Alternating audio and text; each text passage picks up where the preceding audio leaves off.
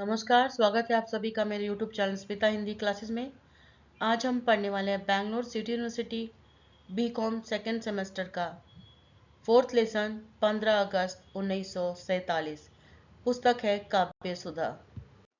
पंत जी का संक्षिप्त कवि परिचय पढ़ते हैं। सुमित्रानंद पंत का जन्म बागेश्वर जिले के कौसानी नामक गांव में 20 मई 1900 को हुआ था। जन्म के 6 घंटे बाद ही उनकी मां का निधन हो गया। उनका लालन पालन उनकी दादी ने किया। उनका नाम गोसाई दत्त रखा गया। वह एक प्राकृतिक प्रेमी थे। वह गंगादत्त पंत की 8वीं संतान थे। 1910 में शिक्षा प्राप्त करके गवर्नमेंट हाई स्कूल अल्मोड़ा गए। यही उन्होंने अपना नाम गोसाई दत्त से बदलकर सुमित्रानंदन पंत रख लिया। 1918 में मझले भाई के साथ काशी गए और क्वींस कॉलेज में पढ़ने लगे। वहां से हाई स्कूल परीक्षा उत्तीर्ण कर मेयोर कॉलेज में पढ़ने के लिए इलाहाबाद चले गए। 1921 में असहयोग आंदोलन के दौरान महात्मा गांधी के भारतीयों से अंग्रेज विद्यालयों, विश्वविद्यालयों, न्यायालयों एवं अन्य सरकारी कार्यालयों का बहिष्कार करने के आह्वान पर उन्होंने महाविद्यालय छोड़ दिया और घर पर ही हिंदी, संस्कृत, बांग्ला और अंग्रेजी भाषा साहित्य का अध्ययन करने लगे। इलाहाबाद में ही उनकी काव्य चेतना का विकास हुआ। कुछ वर्षों के बाद उन्हें घोर आर्थिक संकट का सामना करना पड़ा। कर्ज से जूझते हुए पिता का निधन हो गया और कर्ज चुकाने के लिए जमीन और घर सब बेचना पड़ा। इन्हीं परिस्थितियों में वह मार्क्सवाद की ओर उन्मुख हुए। 1931 में कुंवर सुरेश सिंह के साथ कालांतर प्रतापगढ़ चले गए और अनेक वर्षों तक वहीं रहे। महात्मा गांधी के सानिध्य में उन्हें आत्मा के प्रकाश का अनुभव हुआ। 1938 में प्रगतिशील मासिक पत्रिका रूपाप का संपादन भी किया। श्री अरविंद आश्रम की यात्रा से आध्यात्मिक चेतना का विकास हुआ। 1950 से लेकर 1957 तक आकाशवाणी में परामर्शदाता रहे। 1958 में युगवाणी से वाणी काव्य संग्रहों की प्रतिनिधि कविताओं का संकलन चिदम्बरम प्रकाशित हुआ, जिसमें से उन्हें भारतीय ज्ञानपीठ पुरस्कार प्राप्त हुआ। 1960 में कला और बूढ़ा चांद काव्य संग्रह के लिए साहित्य अकादमी पुरस्कार प्राप्त हुआ। 1961 में पद्म भूषण की उपाधि से विभूषित हुए और 1964 में विशाल महाकाव्य लोकायतन का प्रकाशन हुआ। कालांतर में उनके अनेक काव्य संग्रह प्रकाशित हुए। वह जीवन पर्यंत रचनारत रहे। अविवाहित पंत जी के अंतस्थल में नारी और प्रकृति के प्रति आजीवन सौंदर्य परक भावना रही। उनकी मृत्यु 28 दिसंबर 1977 को हो गई, यानी कि 28 दिसंबर 1977। कविता और उसका अर्थ कुछ इस प्रकार है। चीर प्रणय यह पुण्य अहन, जय गावो सुरगण। आज अवतरित हुई चेतना भू पर, नूतन नव भारत। फिर चीर युगों का तमस आवरण, तरुण अरुण सा उदित हुआ, परिदीप्त कर भुवन। अर्थ है इसका, यह दिन अत्यंत पवित्र और वंदनीय है, जिसे देवगण भी सम्मान पूर्वक नमन कर रहे हैं। आज धरती पर एक नवीन चेतना का अवतरण हुआ है, जो मानवीय चेतना को जागृत कर नए युग का सूत्रपात कर रही है। यह क्षण नव भारत के पुनर्जन्म का प्रतीक है, जिसमें सदियों से फैले अज्ञान और अंधकार का आवरण हट रहा है। जैसे उगता हुआ सूर्य अपनी लालिमा के से समस्त धरा को प्रकाशमान कर देता है, वैसे ही नवीन चेतना संपूर्ण विश्व को अपनी तेजस्विता से आलोकित कर रही है। भारत अपने गौरवमय अतीत से प्रेरणा लेकर एक नए युग में प्रवेश कर रहा है, जहां प्रगति, ज्ञान और उज्जवल भविष्य की संभावनाएं असीम है। विशेषता, इस काव्यांश की विशेषता इसका ओजस्वी और प्रेरणादायक भाव है, जो नवभारत के उदय रोज के दिव्य प्रकाशन को दर्शाता है। इसमें उत्साह, राष्ट्र प्रेम और जागरण की भावना गहन रूप से व्यक्त की गई है, जिसमें यह पाठकों को प्रेरित करता है। सभ्य हुआ अब विश्व, सब धरने का जीवन। आज खुले भारत के संग भूखे जड़ बंधन। शांत हुआ अब युग युग का भौतिक संघर्षण। मुक्त चेतना भारत की यह करती घोषण। अर्थ है, अब संपूर्ण विश्व और भारत की जनता जीवन सभ्य हो चुका है, क्योंकि आज भारत के साथ साथ संपूर्ण धरती के जड़ बंधन भी खुल गए हैं। युगों से चलता आ रहा भौतिक संघर्ष अब शांत हो गया है और भारत की मुक्त चेतना इस महान परिवर्तन की उद्घोषणा कर रही है। यह एक नए युग का आरंभ है, जिसमें बंधनयुक्त चेतना और आध्यात्मिकता का प्रकाश फैल रहा है। विशेषता, यह काव्यांश भारत के पुनर्जागरण और विश्व पर उसके प्रभाव को दर्शाता है। इसमें भौतिक संघर्ष के अंत और चेतना की स्वतंत्रता की घोषणा है, जिसमें मानवता के नए युग की शुरुआत होती है। कवि ने भारत को इस वैश्विक परिवर्तन का नेतृत्व दिखाया है जो संपूर्ण विश्व को सभ्यता और शांति की ओर अग्रसर कर रहा है। आम्र मोर लाओ, हे कदली स्तंभ बनाओ, ज्योतित गंगा जल भर मंगल कलश सजाओ, नौ अशोक पल्लव के बंधनवार बंधाओ, जय भारत गाओ स्वतंत्रता जय भारत गाओ। अर्थ, कवि उत्सव का आह्वान कर रहे हैं और कह रहे हैं कि आम्र पल्लव की तोरण सजाओ, कदली यानी कि केले का स्तंभ बनाओ और गंगा जल से भरे मंगल कलशों को सुशोभित करो। नौ अशोक वृक्ष की ताजी पत्तियों से बंधनवार सजाओ और पूरे हृदय से भारत की विजयी और स्वतंत्रता का जयगान करो। यह भारत की स्वतंत्रता और गौरव का महोत्सव मनाने का समय है। विशेषतः यह काव्यांश भारत की स्वतंत्रता और राष्ट्रीय गौरव के उत्सव को दर्शाता है। इसमें सांस्कृतिक और धार्मिक परंपराओं के प्रतीकों आम्र पल्लव, कदली स्तंभ, गंगाजल और अशोक पल्लव का उल्लेख किया गया जो शुभता, विजय और मंगल कामना में प्रतीक है। इस कविता में देशभक्ति की भावना और उत्सवधर्मिता का भावपूर्ण चित्रण किया गया है, जिससे यह पाठकों को हर्ष और गर्व से भर देती है। उन्नत लगता चंद्रकला स्मित आज हिमाचल, चीर समाधि से जाग उठे हो शंभु तपोज्वल, लहर लहर पर इंद्रधनुष ध्वज फहरा चंचल, जय निदान करता उठ सागर मुख से विहल।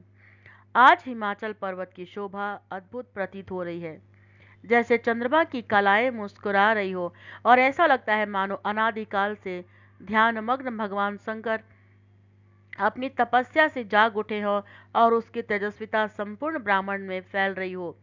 प्रकृति भी इसी उल्लास में सहभागी है।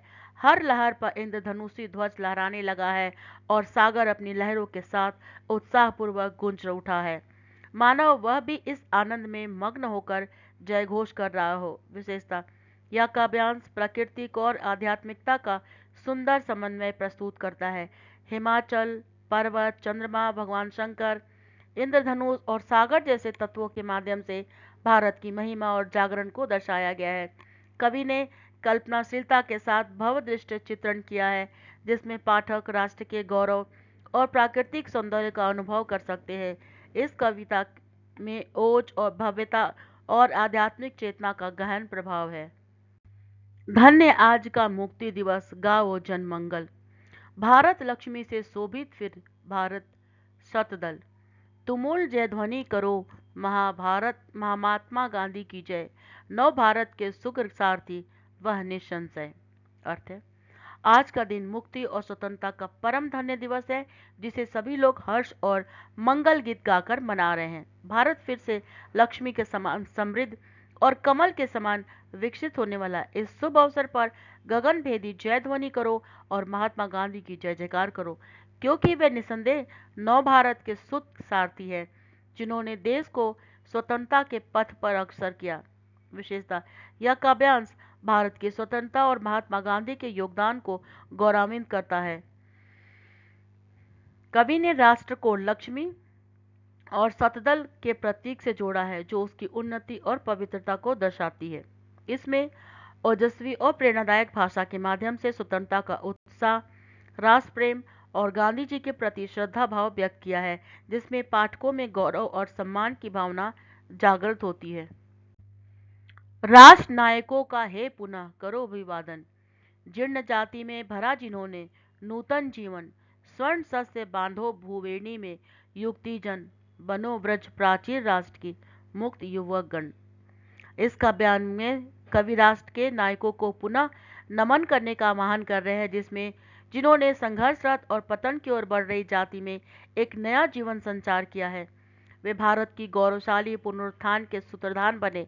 वे युवाओं को आग्रह करते हैं कि वे अपनी मातृभूमि को स्वर्णिम फसलों से सजाएं, जिससे यह और भी समृद्ध बने। युवतियों से राष्ट्र की शोभा बढ़ाने की अपील की गई है और युवकों से आग्रह किया गया है कि वे राष्ट्र की रक्षा हेतु ब्रज के समान अडिग दीवार बनकर खड़े हों और उसकी स्वतंत्रता को सुरक्षित करें। विशेषता, यह काव्यांश राष्ट्रभक्ति और कर्तव्यबोध से ओतप्रोत है। इसमें राष्ट्र के नायकों के प्रति श्रद्धा और युवाओं को उनके कर्तव्य का स्मरण कराने की भावना प्रकट होती है। कवि ने राष्ट्र की प्रगति और सुरक्षा के लिए युवाओं को संकल्पित करने की प्रेरणा दी है। भाषा में ओजस्विता, दृढ़ संकल्प और प्रेरणादायक शब्दावली का प्रयोग किया गया है, जो पाठकों के हृदय में उत्साह और देशभक्ति की भावना जागृत करता है।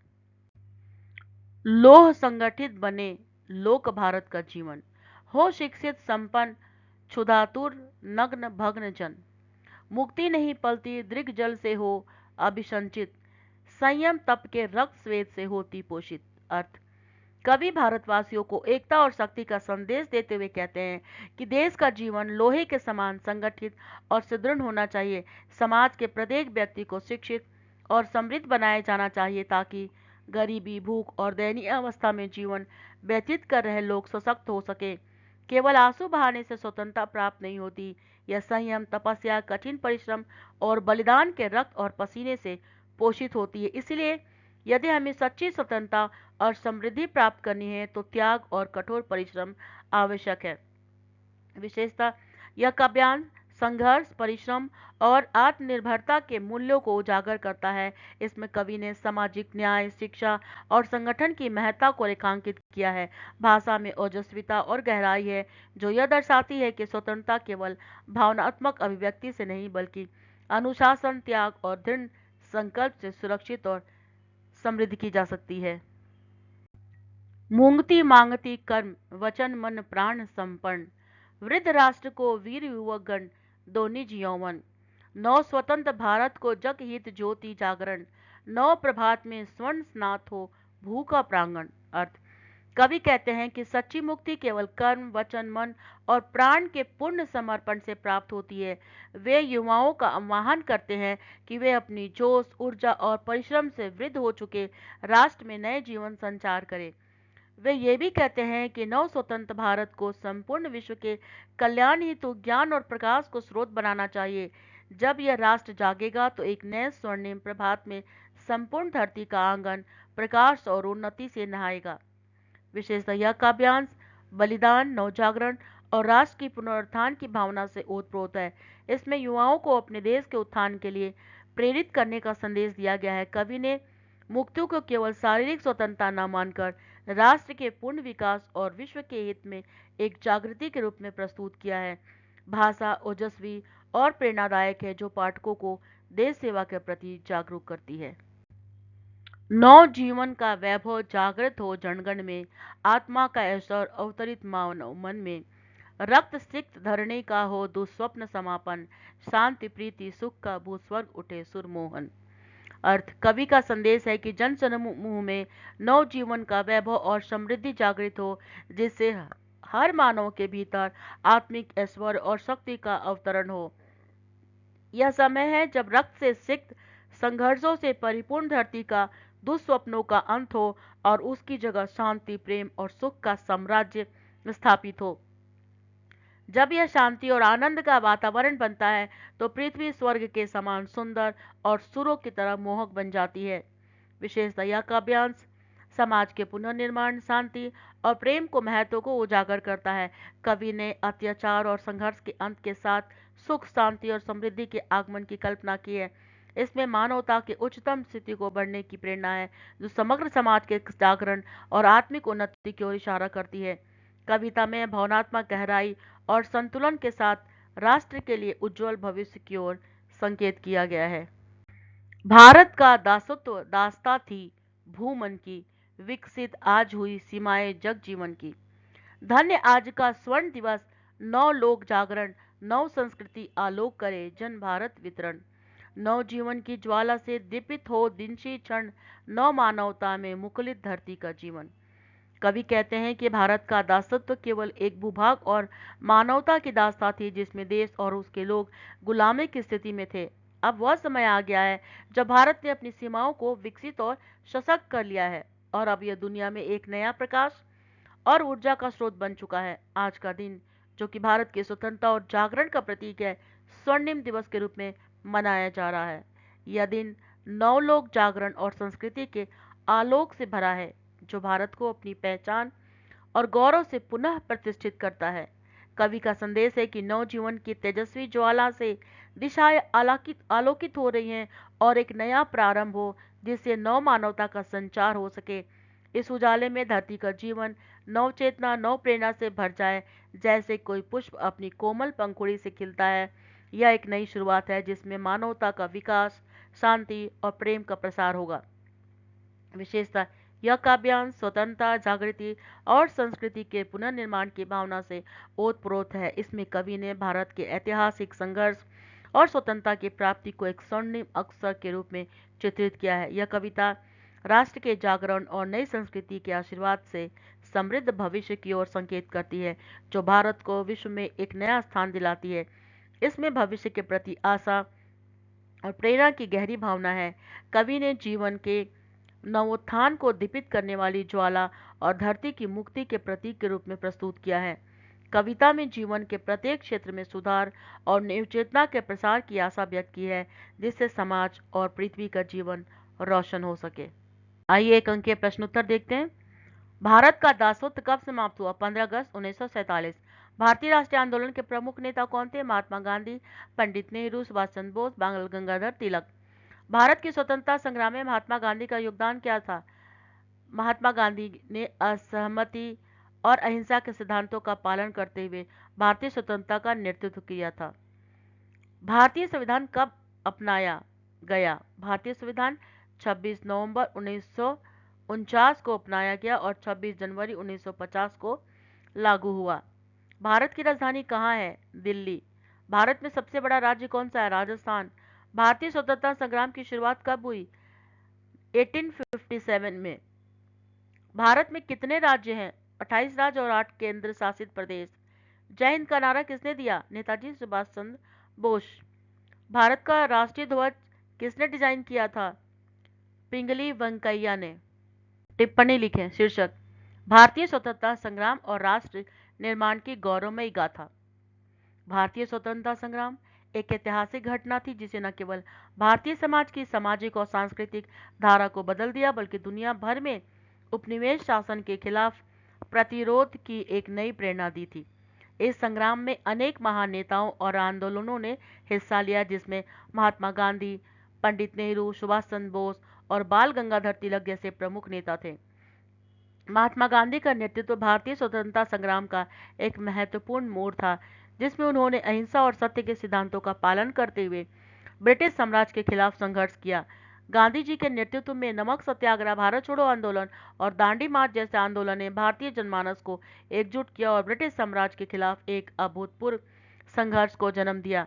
भारत के स्वतंत्रता संग्राम ने न केवल राजनीतिक स्वतंत्रता की प्राप्ति की, बल्कि यह सामाजिक सुधारों और भारत के पुनर्निर्माण की दिशा में भी एक महत्वपूर्ण कदम था। इसके बाद भारतीय संविधान का निर्माण हुआ, जिसने एक लोकतांत्रिक और न्यायपूर्ण समाज की नींव रखी। संविधान सभा द्वारा 26 नवंबर 1949 को भारतीय संविधान को अपनाया गया और 26 जनवरी 1950 को इसे लागू किया गया, जो भारतीय लोकतंत्र के स्थायित्व का प्रतीक बना। भारत की आज़ादी के बाद देश को एकता, अखंडता और सामाजिक न्याय की दिशा में कई कदम उठाने पड़े। भारतीय राज ने न केवल विभिन्न जाति, धर्म, भाषा और क्षेत्रीय भेदभाव को समाप्त करने के लिए संघर्ष किया, बल्कि इसने शिक्षा, विज्ञान और प्रौद्योगिकी के क्षेत्र में भी प्रगति की। भारतीय राष्ट्रीय ध्वज, राष्ट्रीय प्रतीक और राष्ट्रीय गीत जैसे प्रतीकों के माध्यम से देश की संस्कृति और ऐतिहासिक धरोहर को संरक्षित किया गया। समाज में बदलाव की आवश्यकता को पहचानते हुए भारत ने महिलाओं के अधिकारों, सामाजिक न्याय, समानता की दिशा में कई सुधार किए और यह एक भारत के निर्माण की प्रक्रिया थी जहां हर नागरिक को समान अधिकार मिले और जहां प्रत्येक व्यक्ति अपनी पहचान और कर्तव्यों को समझते हुए राष्ट्र के प्रति अपनी जिम्मेदारी निभा सके। ये स्वतंत्रता संग्राम और राष्ट्र की गाथा भारतीय जनता की दृढ़ता, संघर्ष और साहस का प्रतीक है। यह हमारे लिए न केवल गौरव का विषय है, बल्कि हमारे कर्तव्यों और जिम्मेदारियों को भी स्मरण कराती है। भारतीय स्वतंत्रता संग्राम और राष्ट्र निर्माण की यात्रा में हमें यह सिखाती है कि राष्ट्रीय एकता और सामाजिक समरसता की दिशा में निरंतर प्रयास करते रहने की आवश्यकता है। तो छात्रों, इस तरह से ये पाठ यहीं पर समाप्त होता है। उम्मीद करती हूँ कि ये वीडियो आपको पसंद आया होगा, और पसंद आए तो वीडियो को सब्सक्राइब, लाइक, कमेंट और दोस्तों के साथ शेयर करना ना भूले। फिर मिलते हैं नेक्स्ट वीडियो में, और वीडियो देखने के लिए आपका बहुत बहुत धन्यवाद।